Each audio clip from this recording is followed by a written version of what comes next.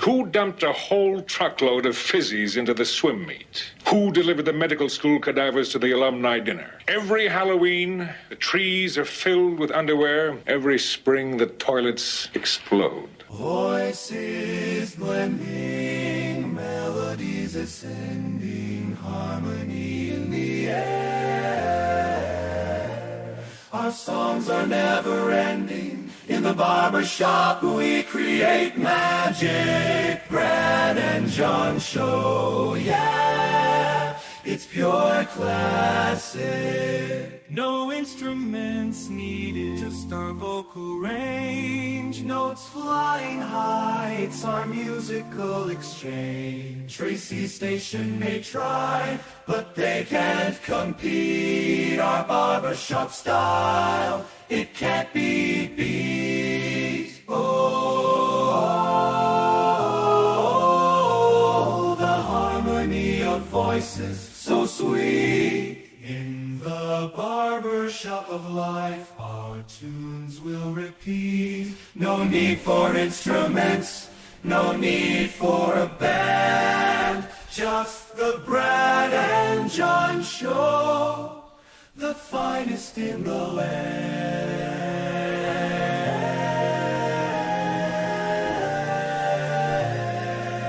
You know, John, if we've made nobody happy except for one person, that being CP, we've done a good thing this morning, don't you think? I think so, but think of how many more than just one person we make happy every day, Brad.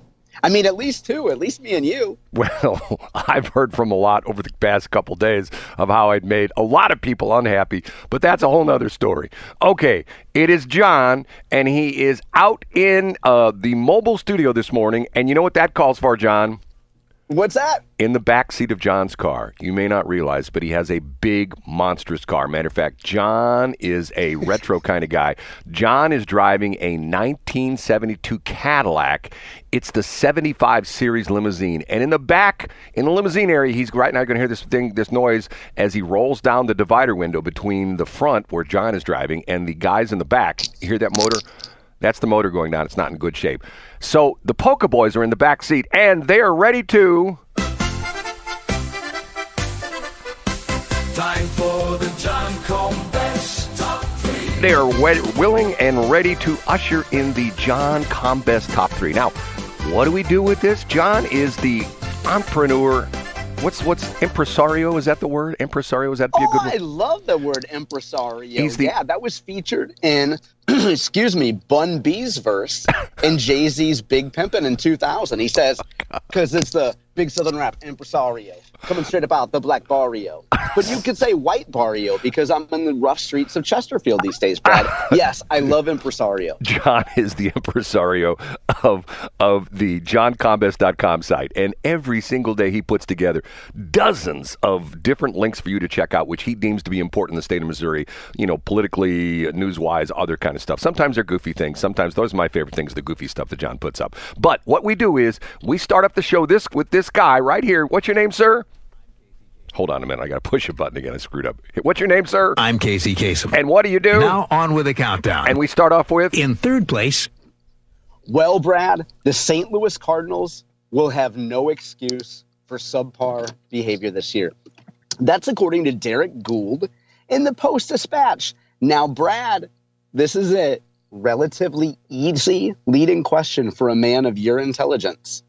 Why would the Cardinals have no excuse for poor performance this year? Well, we heard it from Greg Keller and Double G. Greg, you know what? He should spell his name G-G-R-E-G-G if you really want to be interesting. We heard it from Greg Keller that he told us that the reason, and I'm sort of paraphrasing his words, tell me if I get it right or not. The reason the Cardinals have had a bad couple of years is because they don't have enough money to hire all those big players. But if they had sports betting, they would be able to resurrect Babe Ruth from the grave, have scientists scientifically reanimate him, and have him go and hit home runs every single game, at least 3. With all the gambling money they're going to get. Don't you think, John?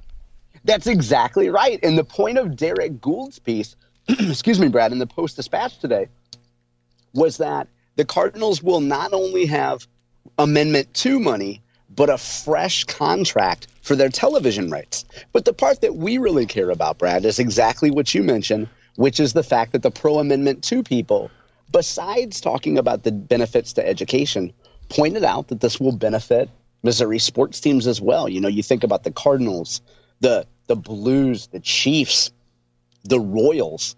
And I thought it was cool that Amendment 2 got a shout out in a sports column today by Derek Gould.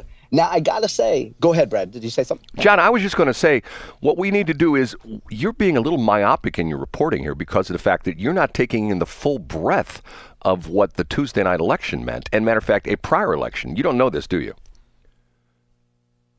Oh, John, just... What's that, Brad? Well, I said you don't know about the full breadth of what happened on Tuesday night. You're just thinking Amendment 2, correct? Yeah, I am, but what else happened? Well, okay. What you don't realize is the Cardinals are also going to get a recreational marijuana license, and they're going to kick out a couple of those restaurants over there at Cardinal Village, whatever they call it, and they're also going to get their own abortion clinic right there at Cardinal Village. Wow! So you can come to the game. You can then go across the street, get high. You can place a bet and get an abortion. I mean, all due to our elections. What do you think, John? It's pretty amazing, and I think it's rare that we're able to combine infanticide with sports betting. And I guess technically, though, at Ballpark Village, if there's a strong beer influence, the word bud tender could actually mean more than one thing, right? Yeah, this bud's for you. That's what it means. That's what they call it. So I have the piece up today from Derek Gould, and then I also would point out too, Brad, that there's discussion about when you'll actually be able, when Brad Hildebrand can finally log on to DraftKings and place his bets. All of these laws that were passed on Monday, or I should say got approval on Monday, they all go into effect on December 5th, and it's just a matter of the implementation. Now, my anticipation, Brad, is that if you work for one of these sportsbook companies, they have a button ready to push at 12:01 a.m. Central Time on December 5th, and they'll be ready to go. But I guess that remains to be seen. I haven't seen any confirmation from the companies in terms of what they've said about being ready to go.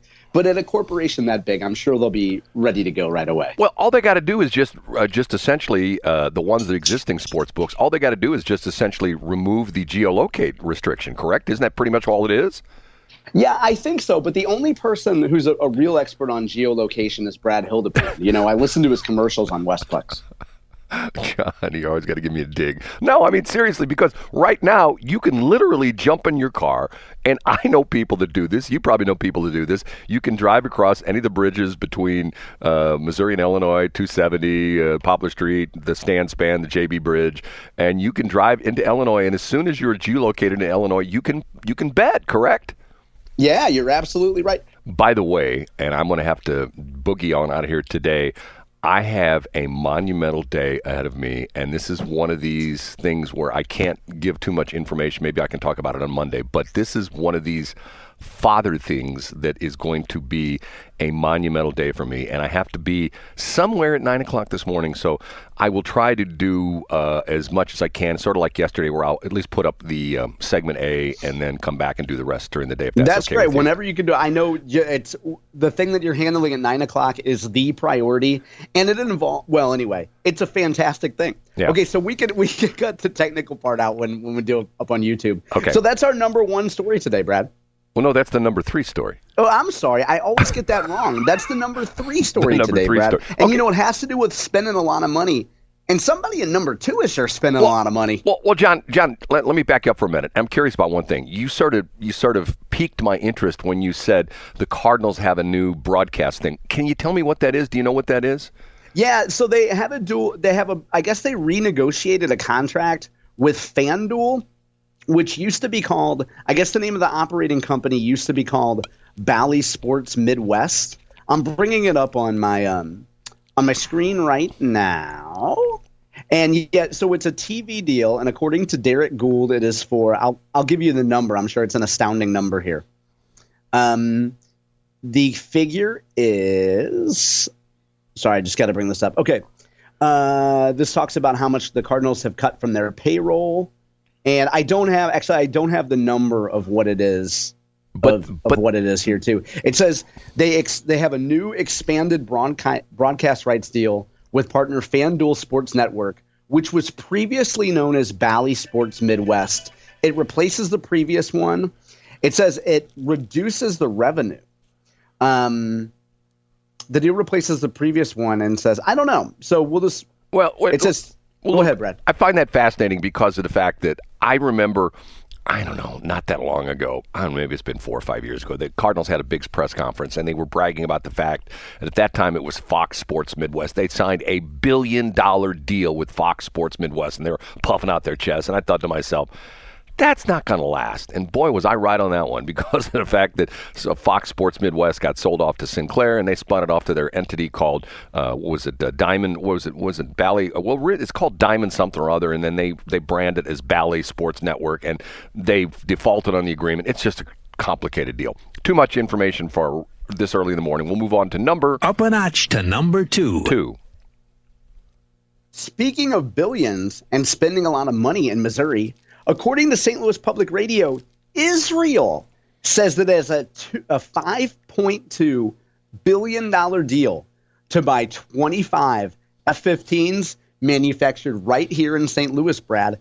$5.2 billion to buy planes manufactured here. This is finally some good news, right?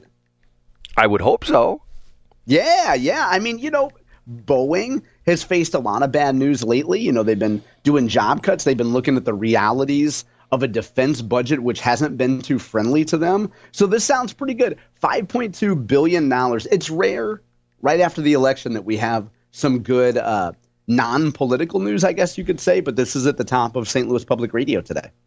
And the strike is over at Boeing. My Boeing friends tell me that all the machinists have to be back at work, I believe, no later than Tuesday. I think some of them are already back at work. So maybe Boeing has turned the corner, and we sure do hope so, because there are a lot of people in St. Louis area who really count on Boeing. Like one of those, you know who the number one person that counts on Boeing is?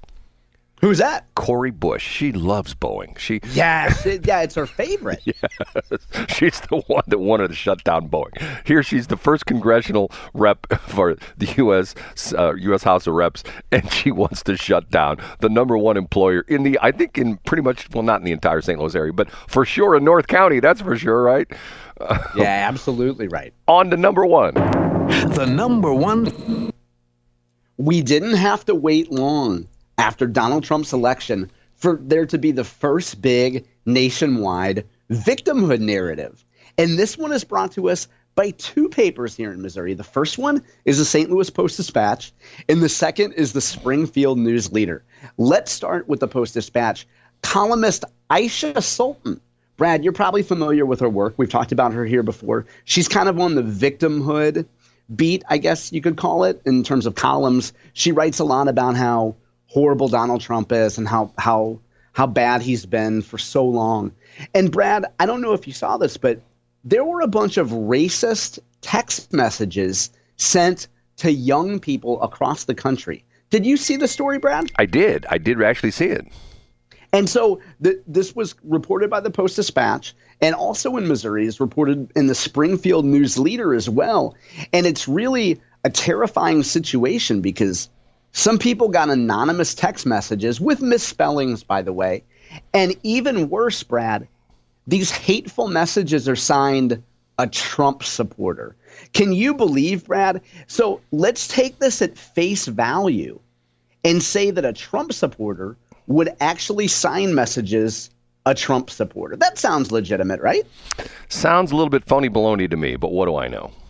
Yeah, and so, we've had some examples in the last few years in the St. Louis area of hate crime hoaxes, Brad. Like, for example, in the Parkway School District, where there would be some horrific messages written.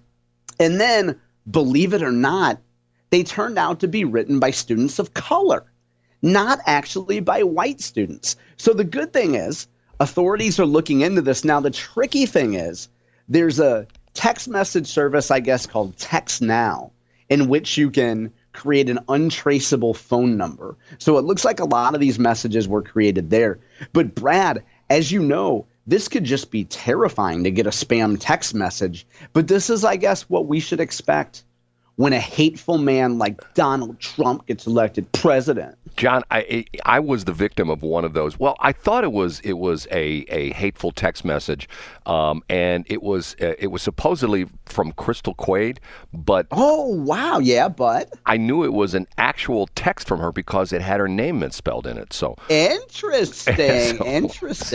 So you got a text, you thought it was hateful, right? And then and when we talk about that, we got to say a big but. A big but. It had a misspelling, so you knew it was actually from Crystal. Yeah, because only a candidate who is spending money would misspell their name. Now, if you're going to on a giant billboard, then a good Samaritan like Brad Hildebrand can go have a chat with the billboard workers and point out the fact that sometimes people can't spell their favorite candidate's name right. John, would you love to hear how that ultimately happened if my picture that I put up on, I think I put it up on Facebook, I think I put it up on Twitter too, the picture I took of that billboard with her misspelled name with my little red circle around it, do you think that is what caused them to change the billboard, or you think somebody else probably saw it? Oh, of course. No, it's from our show, Brad. Of course it is. Yeah, if you hadn't, I mean, the better question is, if you hadn't sent that to me and we hadn't talked about it on the air and I hadn't posted it, how long would it last before a Crystal Quade supporter went to Crystal and said, hey, Crystal, somebody's got a billboard up here spelling your name wrong. So it could have been days, it could have been weeks, maybe it never would have been addressed. The funny part of that is, and this is how John is the omniscient, overlord of all things. What did Scott Fawn say about you? You're the ultimate copy editor or something like that. Yeah, nothing what a gets past you. Yes. I send a picture of this billboard to John, and John says, did you look at that billboard closely? Her name's misspelled. It went it went right over my head. And I go, no, it's not. And sure enough, what was it? Crysl? Yeah. Well, it's a tricky one to spell. Unless you're into meth, you're probably not great about spelling Crystal. Okay, John. Okay. Next up in Block B, I have some earth-shattering news which will destroy all the preconceived notions about our incoming president. You're not going to believe what I'm telling you. Oh, man, I can't wait. You're not going to believe what I'm telling you. Okay, and there are going to be women who are going like, well, you know what? I was really depressed because Trump was elected president, but now that Brad has explained it, I feel much better. So, but of course, the chances of that happening are 0 and none. But anyway, I've given my best shot. Okay. Thanks for checking out the Brad and John Show podcast. This segment of the show is brought to you by John Combest's book, Stalking, Harassment, Internet Trolling, A Guide to Recovering and Rebuilding After Online Attacks. It's a great reference if you've ever been the unfortunate target of a social media attack. It's available on Amazon. Just search John Combest. That's Combest, John Combest, and the book will show up in your search results. Now it's time for another segment of the Brad and John Show. Can you handle it?